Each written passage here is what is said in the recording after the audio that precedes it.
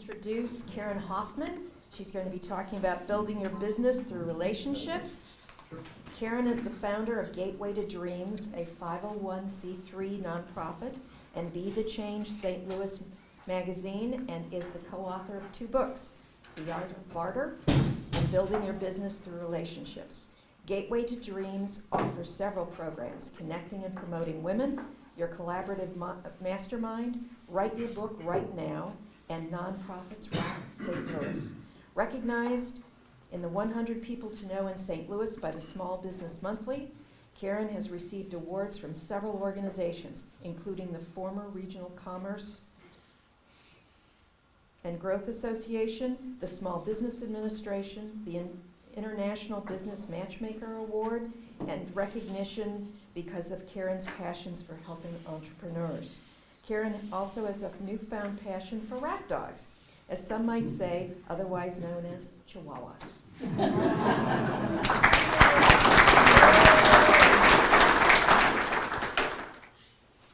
Relationships determine the job offers you'll get, the consulting contracts you'll win, and the business opportunities you'll be presented with. Yet too many of us don't think strategically about how to cultivate meaningful connections. We just kind of meander along and know we have to make friends and acquaintances. I can't say, can anybody say the word acquaintances? But we don't really think about it. That was me. When I was put in my first real selling role, I was told to go out, meet people, and sign people up. I didn't know what I was doing. I would go out there, Karen, I would be at the door. Sometimes I literally would hide in the restroom. It was like, I don't want to go out there. I don't know these people. I had little kids at the time, and I remember one time in particular crying in the bathroom because I wanted to be home with my children. And that one networking event was the one where my life changed around networking, because when I came out, I found a friend of mine, actually Cynthia, it was Joe Eisenberg, who he's the guy that changed my life around networking. But he was a friend of mine and a client, and he was there with his wife. And they invited me into a conversation. I was no longer alone in that sea of faces that I didn't know. And I think that's really important when we're going networking. You changed your career and you're in a different industry. People, you don't know them. They're just a bunch, to me, they were just a bunch of faces. I wasn't born like Sherry Hanstein, who is a natural, extroverted extrovert is what I call her. She can walk in any place and make friends, and her smile is there. I wasn't like that. But what I learned along the way are the things I want to share with you. And I know I'm not supposed to leave right here, but I'm going to leave right here, step over this wire, and grab a book that myself and a friend wrote, Bobby Linkmer, and then another friend of mine, Shelley Padilla, helped me update. I needed instructions. I needed a class. I needed something to help me along the way. Richard, you're the first person I've ever heard speak to a group about the before, during, and after. There is a before, there is a during, and there is an after. And I will tell you, most people fall down on the before and the after. They can walk around the room, they can make connections, but what are they doing with that afterwards? So anyway, when one of my friends and I, we were working on a book. It wasn't actually this book, but we were talking about this book we wanted to do. And when I started talking about contacts, connections, and collaboration, she's like, that's the book we're supposed to do. It's like, okay, because I learned and I have become kind of a fanatic about, for me, what I'm going to do with my cards. And there's like a structure to my brain around how to do this. And Karen, I don't remember what word you used, if you used spark, but I believe there's the first part, I've got 5 parts to this, is the first part is when it's a contact. I don't know you yet, so right now you are a contact. I don't know anything about you, I don't have a spark yet, I really want to get to know you because you're a contact. Does everybody in the room kind of get that first stage You go past that, and some of the ways that you go from a contact to a connection are some of the questions that we might ask. You find out they live in the same neighborhood, or their kids go to the same school, or that you both love horses, and what happens? Anybody in the room have an idea what happens from a contact next? Relationship. Or a connection, relationship, you feel something then. There's like a deeper way that you might go. And then there's collaboration, which I love, and that's when people get together that have developed a sense of trust, values are similar, and they start working together. When you talk about the partners that you have, it's a collaborative thing that you guys have created with sharing referrals. And then there's another level where, and this doesn't necessarily happen all the time, but we called it synergy. And like there's this new woman in my life, sounds kind of weird, but it's my husband doesn't know about her yet, no. But I met a woman, a friend introduced me to Carrie Chickschmidt. And Carrie and I, it's kind of like you can fall in love with somebody where there's all this synergy. And we're talking about how do we do a coffee shop? How do we do this? We've got like this synergy. When we're together, our minds are like on a different level than even collaboration. It is on like anything is possible. And then there's a part of connections that happens when we're in a crisis. We had a pandemic. What happens to our connections then? We're going through the death of a family member. We're going through a divorce. Those are crises that can impact our connections. So the first part that I'm going to talk about, I'm going to have a handout for you too, are the contacts. If you're going to be strategic about it, where do you find them? Anybody in the room tell me where you might find a place to go create contacts with? LinkedIn. Yeah. Art classes in particular. Connection groups. Looking for specifically groups to connect with. Yeah. Outdoor events. So you find ways where other people are going to be that you can make your contacts.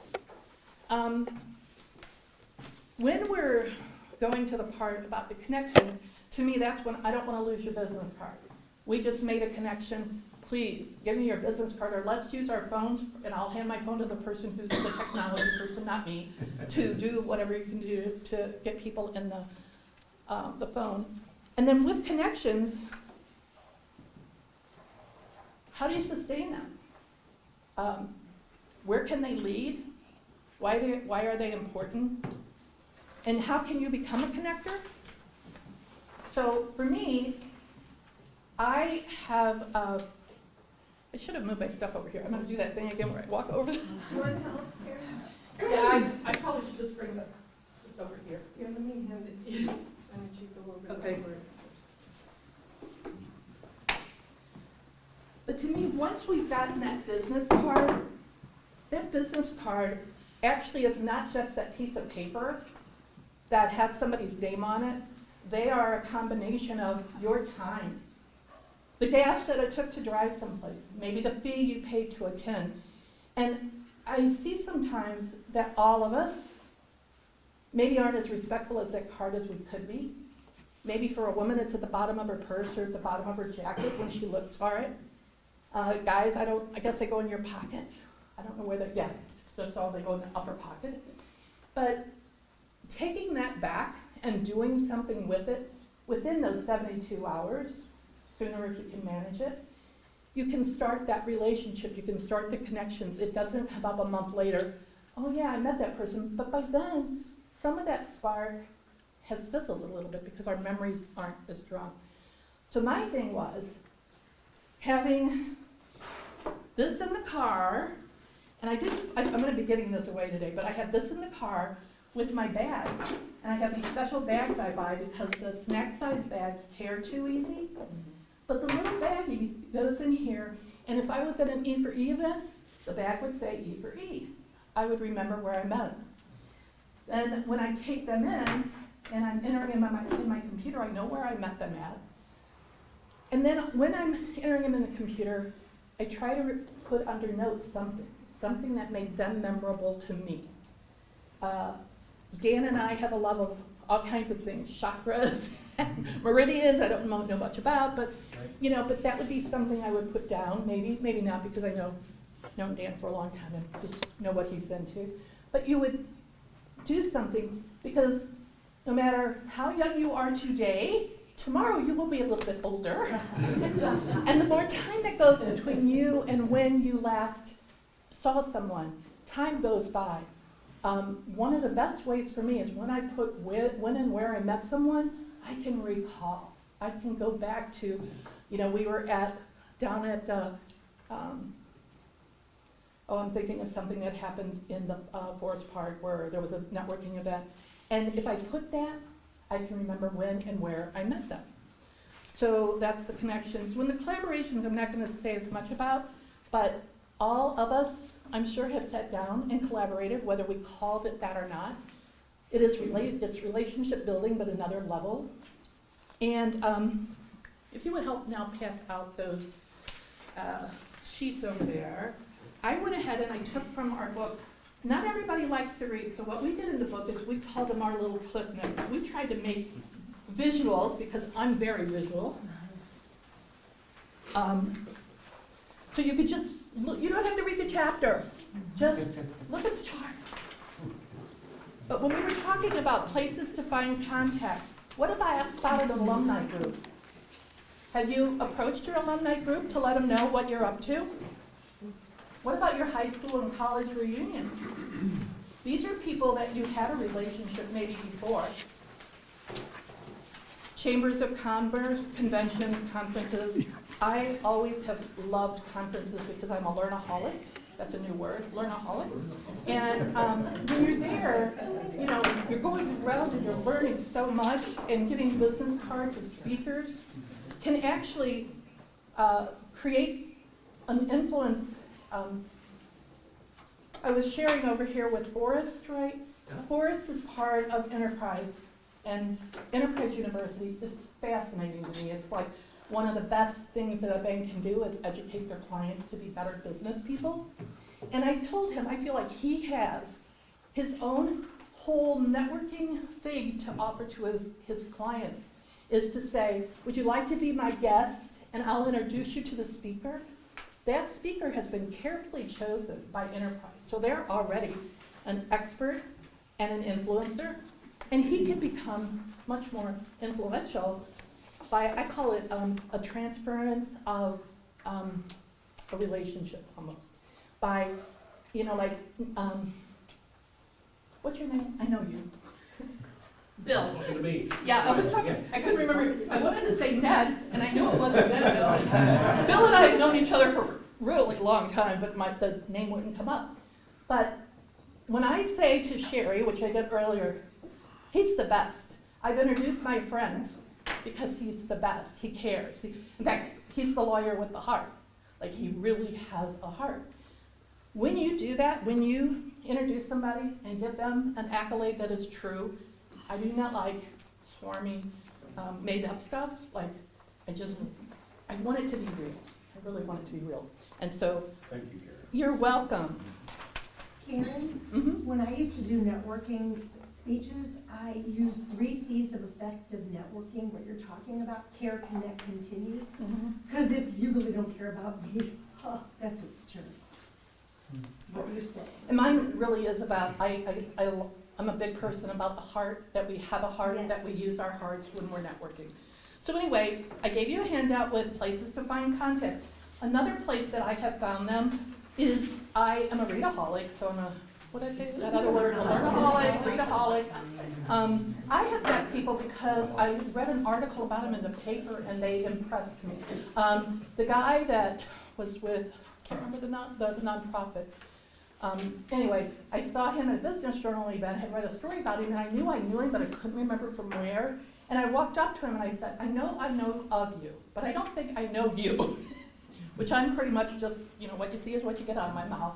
I don't even know what's gonna come out sometimes. And we ended up, he was someone that the business journal had written about, and we developed a relationship and ended up with some cool things happening. But when you read about somebody, if they impress you, write them a note, tell them, or, just, anyway, that's one thing. On the next page, we've got the differences between a contact and a connection. And then on the last page is how to become a connector, which is what Mark is and which is what I am. And there are other people in the room that are connectors. And I truly get joy out of doing what I call strategic connections.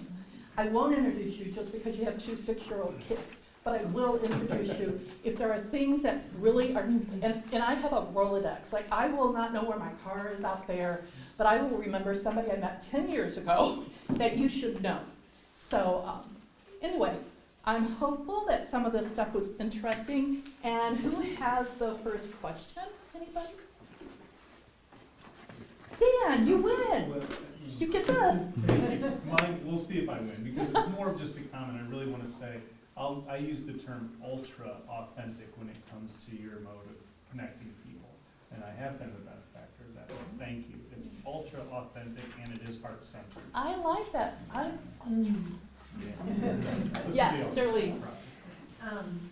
And I wanted to thank you for introducing me to Readaholic and Learnaholic. I think it would just helped me out in my life being a Readaholic and a Learnaholic.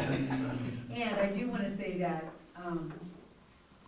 9 years ago when I was writing my business plan, I kept Googling networking because actually my first networking event I bawled my eyes out. And but Karen Hoffman kept popping up again and again. So finally, like the, 8th or 9th time, I was like, okay, who is this woman? I'll meet her. And truly, when Karen is standing up here talking about how she introduces people, you did change the trajectory of my business. And for that, ever grateful. I want to say something about Darlene. Darlene came back from a conference where she had become part of a networking group, that she was going to have her own networking group. And so she came up to me and said something about, like, she was sorry that we couldn't continue to work together. And I'm like, what's going on? And she goes, well, I figure you won't want me to be part of this group if you're doing this networking thing. And I said, no, you're part of our group. Let's introduce our group to your group. And it was like, my heart was going, why would you leave me? Now we can help you even more. So I'm not into competition. I'm sorry? You said you're breaking up with me? Yes. Oh, yeah, that can hurt my heart. But it was like, to me now, it's like, okay, we're going to collaborate. We're going to help Huge you. lesson. Huh? Huge lesson in my life. Yeah, yeah. Not everybody is into competition. And it isn't supposed to be competition. Yeah. And really the growth mindset. We've heard so many people and experts or entrepreneurs speak about the growth mindset, but what you just said is exactly that, right? Mhm. There's more than enough to go around. Oh, it's an abundant world. Right, yeah. It's abundant. Yeah. And I actually really feel sorry for those who are, I can't tell you how many times people have said, well, I can't share that idea. Well, if you can't share the idea, how can I help you? Right. And how can anybody help you?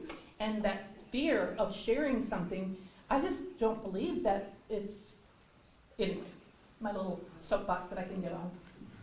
Anything else? Anybody else with it? Yes, Cynthia. Well, I just have to say, when you started Gateway to Dreams 10 years ago, that none of us had any idea of what you would create, and that, knowing you and the connections I made through that organization, I'm still enjoying the benefits from that. It totally changed my business.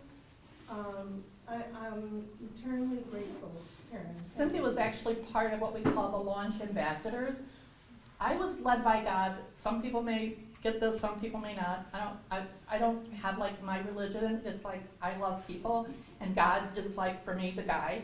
And I was given these ideas about starting this group to help people with their dreams. And literally, we were sitting in Chesterfield Mall in this room, or this place that was our first location, and we were brainstorming, what does Gateway to Dreams look like? And, in the beginning, our goal was we were going to have coaches, and then people could come and meet coaches. But we got the coaches on and didn't have clients for them. So then we had to reverse it, and now we have this big community of people that meet. And a few guys come. Occasionally. Right, I do. Yes. Yes. Can you just give an elevator pitch for the people who don't know what it is?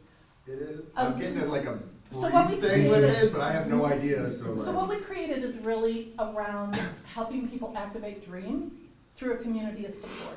So if you came in and your dream is to build your business, and we know about it, we're gonna try to help you. It's different than networking. We're not all about everybody hearing everybody's name. We're more about small groups getting to meet and talk, and how do we help you. We also have, at one particular group, we have speakers, an educational speaker, a personal story speaker, which those are amazing. When people share something that has happened in their life, whether it's joyful or traumatic, you become connected to them just by them talking.